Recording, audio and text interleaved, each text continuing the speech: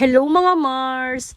Sa video na ito ay makikita ninyo kung paano ko niluluto itong aking lechon paksiw. At sa reseping ito mga Mars ay totoong lechon talaga yung ating lulutuin. At dito nga ay mapapanood din nyo yung ating naluto na lechon paksiw. Dahil nga nag-crave kami buong pamilya na makakain ng lechon kaya ako ay nagpabili ng 1 kilo.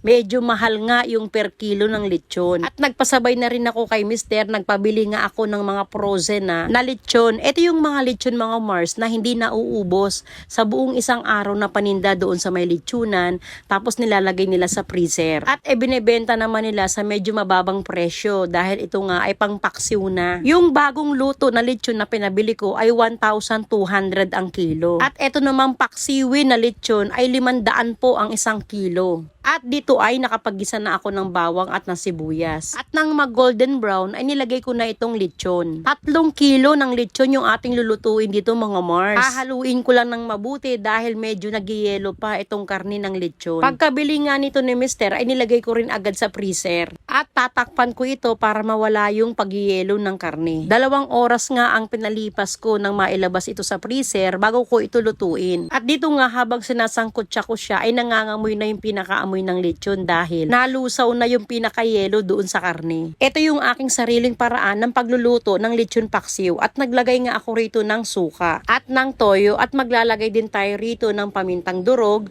pamintang buo at ng pamintang powder. Nakakadagdag po ito ng bango ng lechon paksiw. At syempre naman hindi mawawala itong dahon ng laurel. At tatakpan lang ito at lulutuin yung sukang nilagay natin para hindi naman siya masyadong maasim. Kung kayo mga Mars ay bibili ng mga paksiwin na lechon ay huwag niyong kakalimutan na humingi ng sarsa. Ito po yung lechon sauce na kasama talaga ito kapag bumibili ka ng lechon. Mas masarap kasi yung luto ng lechon paksiw kapag lalagyan mo siya ng lechon sauce. At naglagay ako rito ng 1 litro ng tubig para mas mapalambot ko pa yung karne ng lechon. Napansin ko lang sa lechon na ito ay medyo dry siya kasi nga na-frozen. Naglagay lamang ako ng kaunting asin at ng powdered seasoning, brown sugar at ng 2 piraso ng maliit na lata ng liver spread. Haluin ko lang at ilalagay ko sa pinakailalim na part yung liver spread para matunaw siya habang kumukulo itong ating lechon paksiw. At matapos haluin ay ilalagay na itong lechon sauce. Medyo madami yung ating lechon sauce dito dahil nakahingi tayo ng dagdag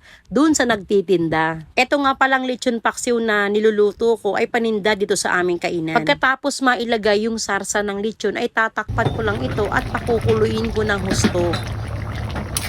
At maglalagay lang ako rito ng kaunting breadcrumbs para medyo malapot itong ating lechon paksiw. Hahaluin ko lang ito at pakukuluin ko pa ng mga 3 minutes. At pagkatapos nga ng 3 minuto ay luto na itong ating lechon paksiw. Mapapansin nyo nga dito na medyo malabnaw pa itong ating sarsa ng lechon paksiw. Pero sakto lang po yung ganitong labnaw ng sarsa niya dahil habang lumalamig ang lechon paksiw ay mas lumalapot ito. Yun lang mga Mars, maraming salamat sa panonood. Follow for more!